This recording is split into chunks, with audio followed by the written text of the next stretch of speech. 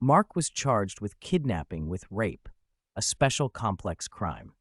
In essence, the information alleges that Mark, with intent to deprive the 16-year-old complainant of her liberty, conniving and confederating with John, who was driving the tricycle where the complainant were seated with Mark, did then and there, willfully, unlawfully, and feloniously covered the mouth of the complainant with a foul-smelling handkerchief, which caused her to lose consciousness, while John continued to drive towards the direction away from the complainant's house, where they brought her, who was unconscious, and with lewd designs had carnal knowledge of her against her will and without her consent to her damage and prejudice. The trial court convicted him as charged. However, the Court of Appeals convicted Mark for the crime of forcible abduction.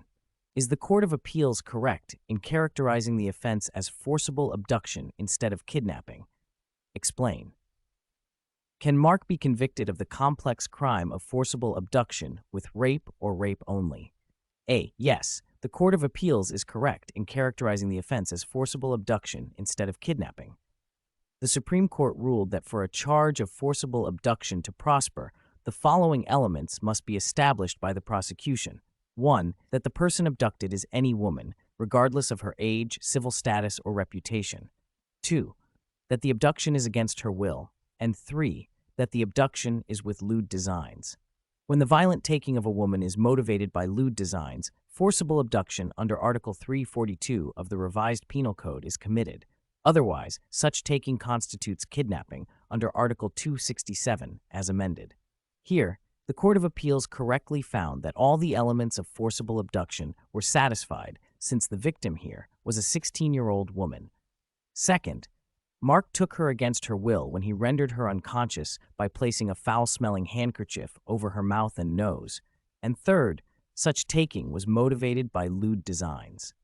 Thus, the Court of Appeals is correct.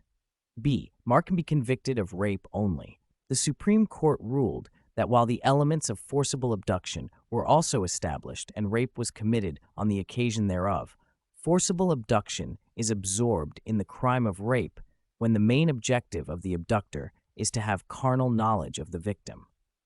Settled is the rule that there is no complex crime of forcible abduction with rape if the primary objective of the accused is to commit rape. The complex crime of forcible abduction with rape is present only where forcible abduction is committed per se, i.e., the victim was deprived of her liberty with lewd intentions, which is manifested by the fact of the actual rape. For instance, the victims were clearly detained by the accused and were prevented from leaving even after rape was already consummated.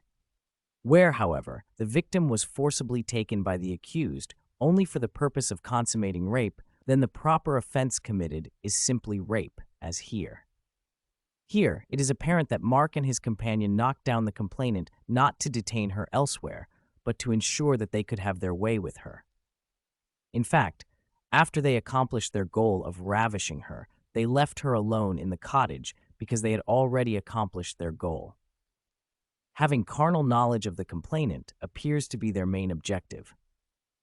If at all, her forcible abduction was only an inevitable result of rendering her unconscious, the means chosen by Mark and his companion to ensure the consummation of rape.